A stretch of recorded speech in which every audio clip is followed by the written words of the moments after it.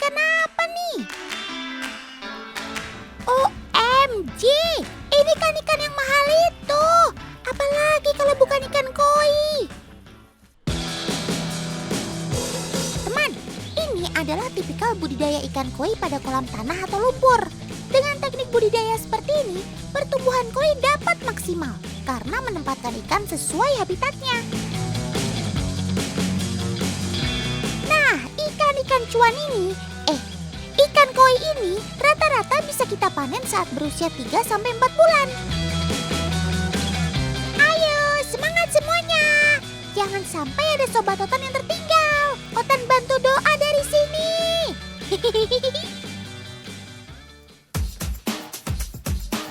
Di budidaya koi Mizumi Sukabumi, ada tempat karantina khusus bagi ikan yang sedang sakit. Ikan-ikan ini sengaja dipisahkan agar tidak menular ke ikan yang lain. Nah, Kak Erna sekarang mau mengecek ikan koi yang baru saja dipisahkan karena ada indikasi terkena serangan parasit. Ih, bisa jadi zombie dong kamu sob nanti. Serem. Nah, ini dia parasit yang menempel pada tubuh sobat Otan ini, teman. Namanya Argulus. Parasit ini berukuran 3-5 mm, sehingga kita harus betul-betul teliti melihatnya. Parasit ini biasanya hinggap di bagian sirip atau ekor ikan. Gigitannya bisa menimbulkan radang dan iritasi pada kulit ikan. Luka yang ditimbulkan lama-kelamaan akan melebar dan menimbulkan infeksi. Serem juga ya parasit ini. Nah, inilah rupa dari si Argulus ini dari teleskop laboratorium yang sudah diperbesar, teman. Serem banget ya. Mirip monster laba-laba kayak di film-film. Ih, takut. Tapi syukurlah sekarang kamu sudah terbebas dari parasit ini, sob. Cakep.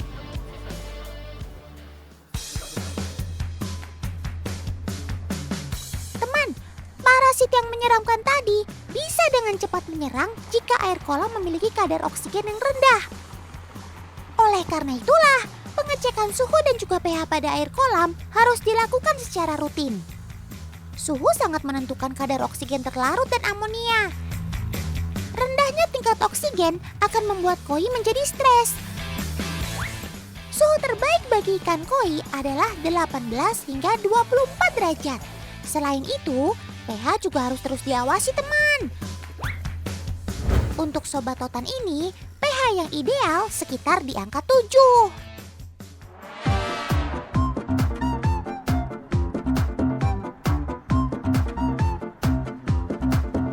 Wah, karena bawa apa tuh? Sudah bisa ditebak sepertinya. Itu bukan buat Otan. Tuh kan, ternyata ini makanan buat sobat Otan si koi, teman. Kali ini, Kak Erna mau menunjukkan teknik hand feeding pada ikan koi. Keren. Tapi kok ini pada malu-malu ya? Memangnya kalian gak lapar apa, sob? Tapi perhatikan deh, teman. Ada satu koi yang selalu mendekat dan isi going banget nih. Kira-kira dia siapa ya? Sobat ramah ini adalah koi jenis cagoy, teman. Koi ini memang memiliki karakter mudah bergaul dengan pemiliknya. Bahkan tidak takut dan sungkan untuk mengambil langsung makanan dari tangan Kak Erna. Cagoy dapat dikenali dengan mudah. Ia hanya memiliki satu warna saja pada tubuhnya. Keramah tamahan cagoy akan menular ke ikan koi lainnya, sehingga menciptakan suasana tenang dalam kolam. Istilah kerennya, koi si penjinak kolam. Dalam satu kolam, hanya dibutuhkan 1 atau 2 ekor saja untuk menyulap koi di dalam kolam menjadi akrab. Sekarang sudah gak malu-malu kan, sob? Apa malah malu-maluin?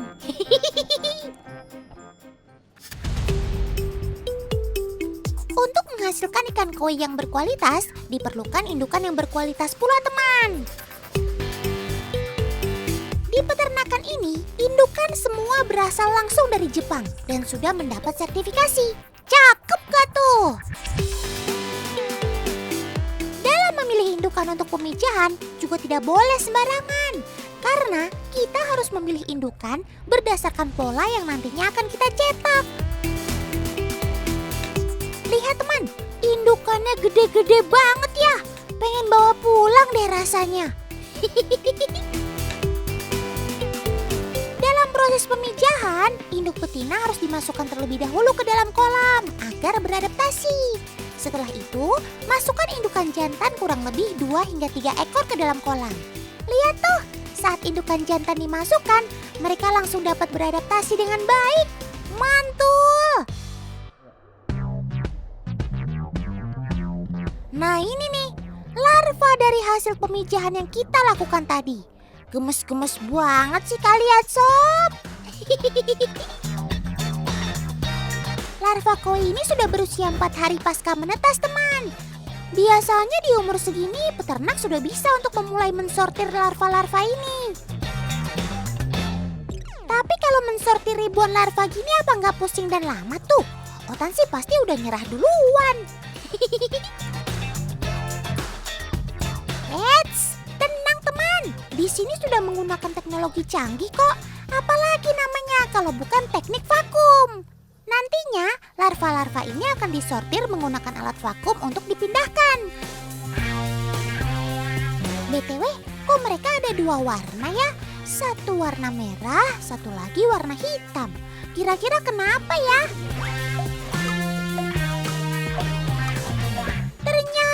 Ternyata larva koi hitam kemungkinan nantinya akan menjadi showa, shiro, dan hiutsuri. Sementara larva merah akan menjadi kohaku, benikoi, tancho, dan albino. Cara sortirnya unik ya teman. Otan boleh coba nggak kak? Boleh ya, boleh ya.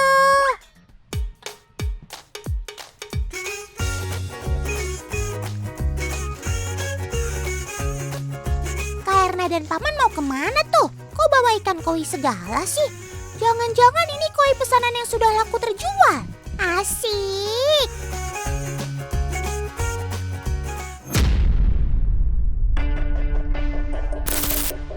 Loh, itu koinya mau diapain kak? Kok dibuka iketannya? Nanti pada lepas ke danau loh. Ih, kok beneran dilepasin sih? Itu kan harganya mahal-mahal kak. Apalagi yang dilepas sampai puluhan ekor kayak gitu. Masih anakan lagi.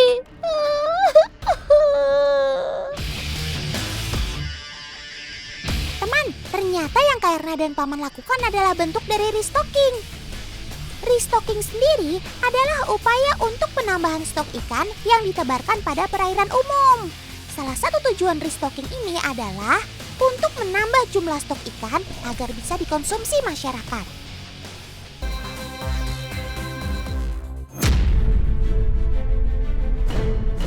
Teman-teman, enyak, babe, kayaknya ada lagi butuh bantuan nih. Tuh lihat, 2 paman ini seperti keberatan banget narik sesuatu. Wah, ternyata sedang ada perlombaan sengit meski belum memasuki euforia 17 Agustus. Selamat datang di Tiba-Tiba Tarik Tambang. Ya, peserta kita hari ini adalah Cici, atlet pitbull sport dari Yogyakarta. Dan penantang Cici kali ini dari duo bapak-bapak. Ngakunya sih 43 kali juara tarik tambang. Kita lihat ya, apakah sekarang kedua paman bisa mencetak juara ke-44 kalinya? Pemirsa, nampaknya Cici sangat ambisius untuk memenangkan lomba. Gigitannya semakin kuat menarik tambang lawan. Bagaimana kondisi lawan ya? Wah, mulai kewalahan pemirsa. Padahal lawannya hanya seekor anjing pitbull loh. Sedikit lagi sob. Yeay, Cici menang. Woohoo! Waduh, perlombaan belum selesai sampai di besi ini, teman. Siapa gerangan yang ingin menjadi penantang Cici selanjutnya? Ini dia, Paman Yohanes. Konon sering dijuluki si otot kawat tulang besi. Itu Gatot Kaca, deng. Ya, pokoknya kali ini Cici harus menghadapi binaragawan, teman. Sanggup nggak ya? Siap, mulai. Nggak ada yang berubah nih dari staminanya Pitbull. Semakin tali ditarik, Cici semakin termotivasi untuk menarik lebih kencang lagi. Sebab dalam olahraga Pitbull, menarik beban dengan cara digigit seperti ini jadi salah satu cara latihannya, teman. Terpampang nyata ya rahang anjing Pitbull super kuat untuk menahan dan menarik beban. Semangat Cici, sedikit lagi kamu menang.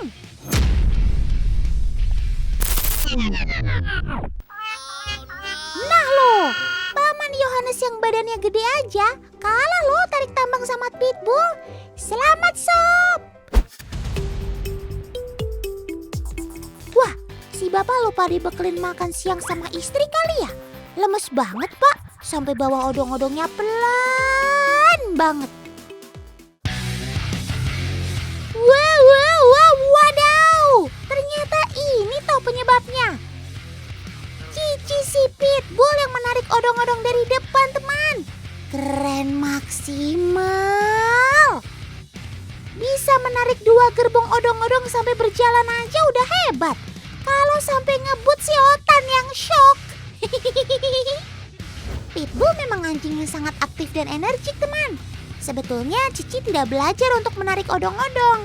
Tapi hal ini terjadi karena Cici diberi umpan menggunakan benda yang dapat menarik perhatiannya.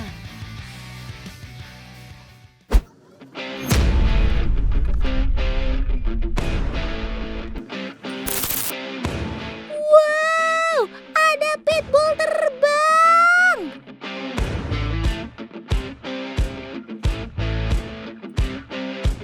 Tuh kan, Cici mampu melompat setinggi gawang sepak bola loh. Bukan hanya lompat, tapi anjing turunan Bulldog dan Terrier ini juga bisa menggigit hingga gelantungan. Nah, gigitan Pitbull ini terbukti kuat karena mencapai 235 PSI.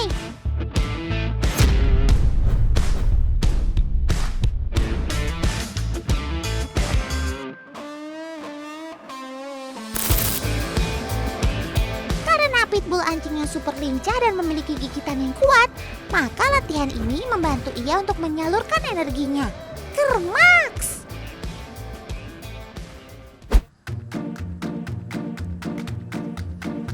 Kata siapa sih Pitbull itu anjing galak? Apalagi sama anak-anak. Lihat aja tuh, justru Sobat Otan jadi teman jalan-jalannya adik kecil yang cantik. Sob, apa kamu tidak mencium bau-bau mencurigakan? Itu loh, ada orang di sebelah sana. Nah kan, baru keluar galaknya. Sebetulnya Pitbull jenis anjing yang sangat bisa diandalkan untuk menjaga anak-anak loh. Ia tidak akan menyerang tanpa sebab. Tapi jika Pitbull melihat sesuatu yang mencurigakan, apalagi menyangkut pemiliknya, maka Pitbull tidak segan-segan untuk bertindak demi melindungi pemiliknya.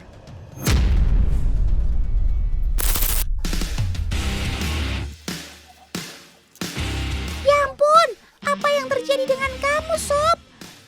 Walah dalah, Otan pikir kamu cedera. Ternyata karena kamu kasihkan latihan lompat ya.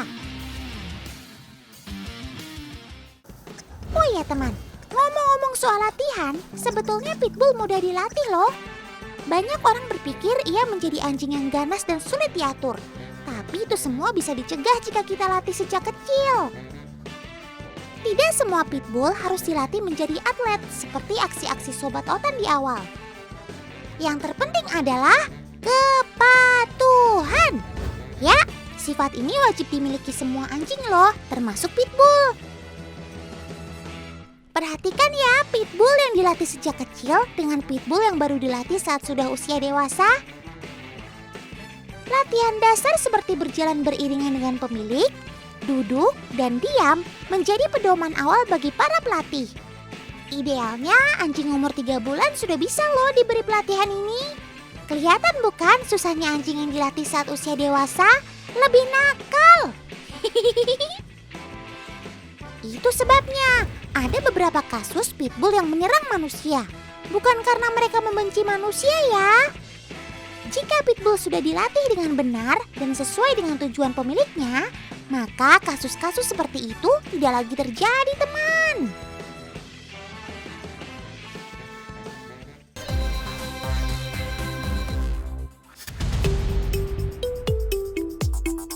Halo semuanya, ayo bangun, bangun. Ada teman di rumah yang ngotan ajak nengokin kerajaan kalian nih.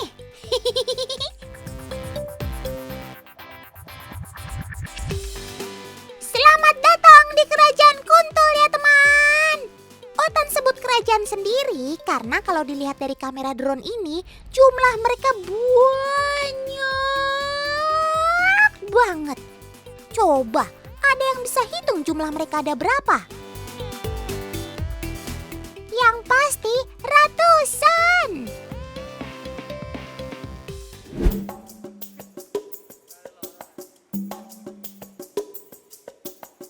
Loh.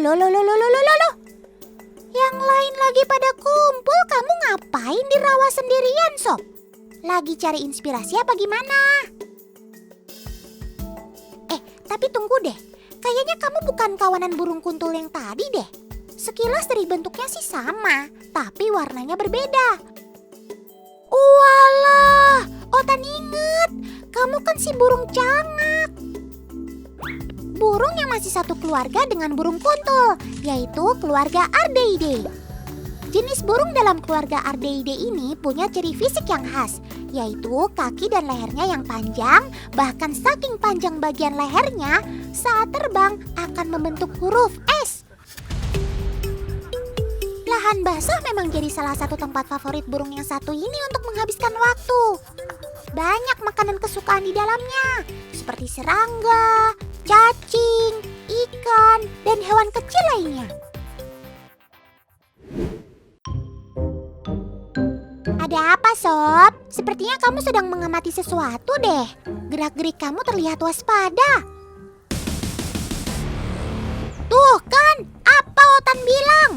Ternyata dari tadi kamu lagi mantau gerak-gerik belut yang ada di rawa toh.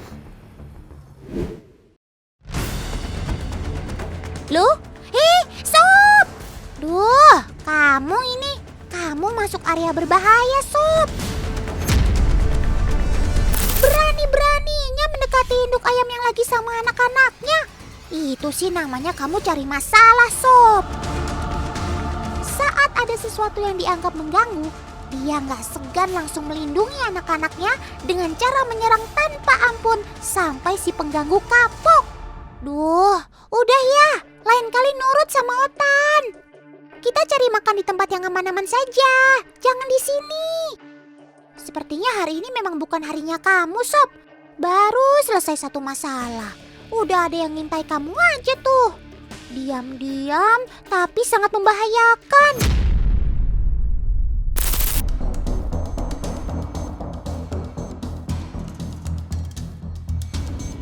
Urusan kewaspadaan, Otan yakin kamu juga termasuk hewan yang penuh dengan rasa waspada.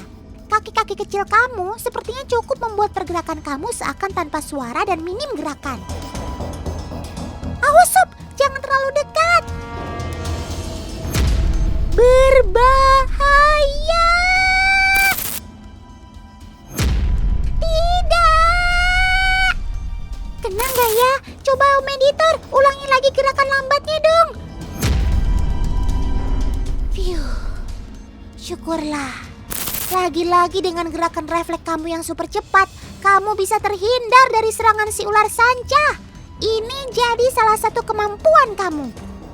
Telat sedikit aja, bisa lain lagi ceritanya.